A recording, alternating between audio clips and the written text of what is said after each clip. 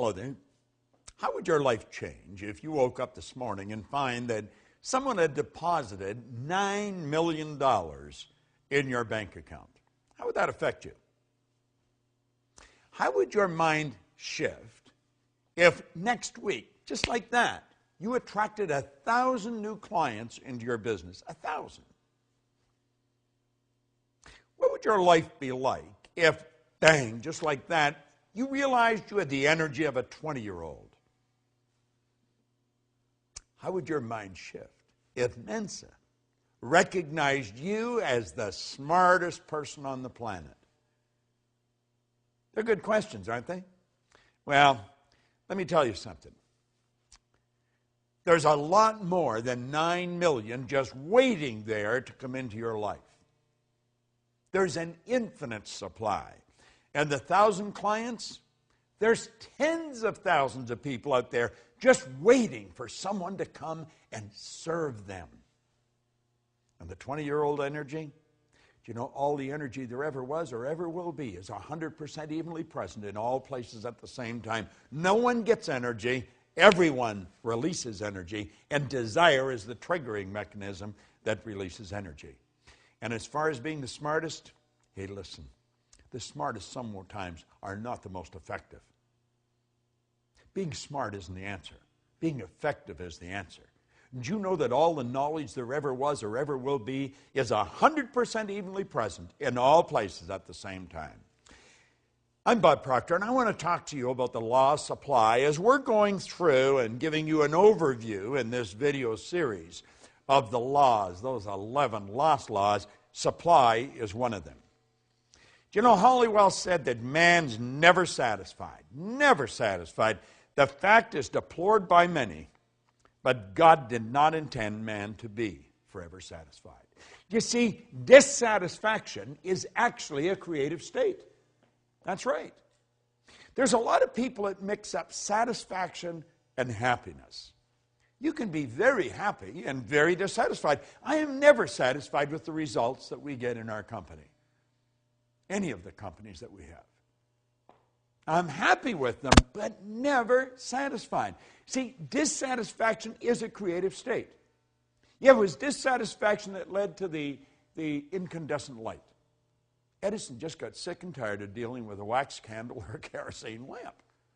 You see? Yeah, it was dissatisfaction that led the Wright brothers to introduce us to a brand new kingdom. Yeah, it was dissatisfaction that took Edwy Hillary right to the top of the world. It was dissatisfaction that caused John Kennedy to make a statement that we would be on the moon in this decade.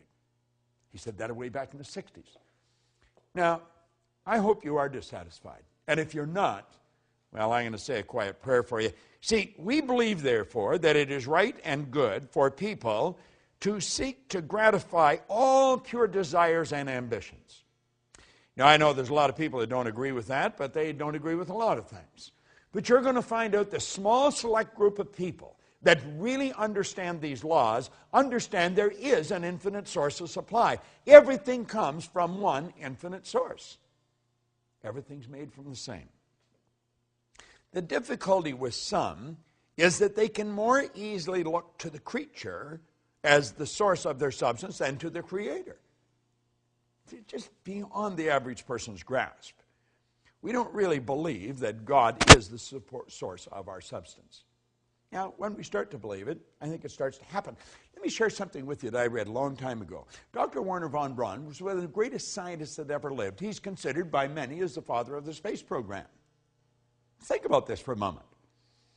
He said after studying this now before I mention this, let me also mention that for a long time science and religion were antagonistic. They just could not come together. But they since have come together. Now, von Braun said that after years of studying the spectacular mysteries of the cosmos, he was led into a firm belief in the existence of God. Now, I'm not trying to turn this into a religious dissertation.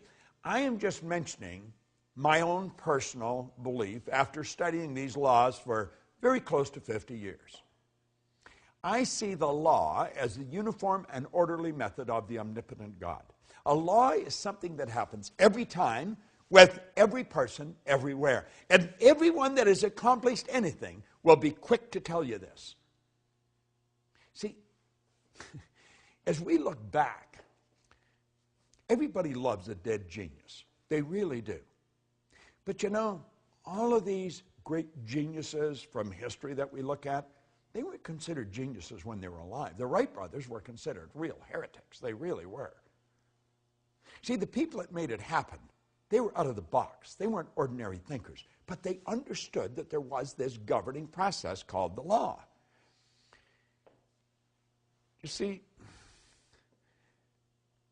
before we're able to believe in abundance of good, we've got to then see and enjoy that everything comes from one infinite source of supply. And when we really understand that, everything is going to change direction for us. Nothing can be made from something any more than something can be made from nothing. But where does water come from? Let's give it some thought. If we went outside on a nice clear day and stood there with a cup, just stood there, and we were patient, and we stayed there long enough, do you know that that cup would fill with water? Oh, yeah. You would see in the no thing, you would see a cloud formation. And the cloud would become very heavy and very dark, and before long, water would fall out of it. Now, if we stayed there with that cup, where would the water go to? It'd go right back to where it came from. See, as above, so below. As below, so above.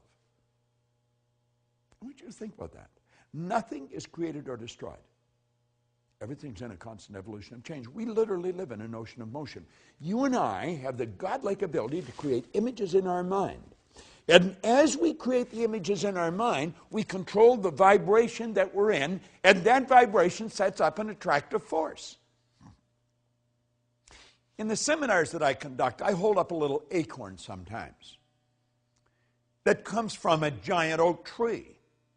But the little acorn is nothing but a mass of energy in a high speed of vibration. It's just a little physical nut. Now, if I kept that acorn in my pocket, that acorn would disintegrate because it's governed by a very, very basic law, create or disintegrate. And it's not in an environment that's conducive to its unfoldment. But let's suppose I take and I plant that acorn in the earth. Do you know that there's particles of earth that are in harmonious vibration with that little mass of energy that we call an acorn? See, if you looked at the acorn through a microscope, it's not solid. It's just a little mass of energy that's dancing. Let me digress for a moment. Let's suppose I took 2 drops of water on a glass top table and I pushed them together until they touched. Then I'd have 1 drop, wouldn't I? I'd have a bigger drop. Let's suppose I put another drop and I pushed it together. Now, what do you think the odds are of me separating that one little drop, the one little puddle, I guess I could say, back into the same 3 little mass of molecules, the same 3 dots? You know it's not going to happen. You know, what God hath joined together gives it new meaning, doesn't it? Well, you see, there's particles of energy that's jammed right up against the acorn in the earth that don't vibrate in harmony with the acorn. But there's particles of energy that do vibrate in harmony with the acorn, and the acorn's like a magnetic force, and if you could see it with the naked eye, you would see little particles of energy marching just like obedient soldiers right towards the acorn. And as they touch the acorn like that, like the 2 drops of water, they become one with the acorn.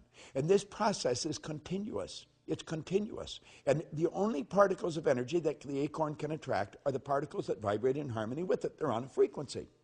And the acorn keeps attracting and keeps expanding. And the shoots come out of the bottom, and then it breaks through the earth, and it attracts from the atmosphere as well as from the earth. And before long, you'll see a giant oak tree. All by attraction. It's all energy moving. There's one source of supply, just one. Well, do you know that you are attracting to you right now from an infinite source? Now, if you're holding thoughts of lack and limitation, that's what you're going to attract. The universe, by law, can only give you what you put in the order for. What are you putting in the order for? We talked in a previous video about thinking. There's a law of thinking. Well, as you think, you attract. So think about it.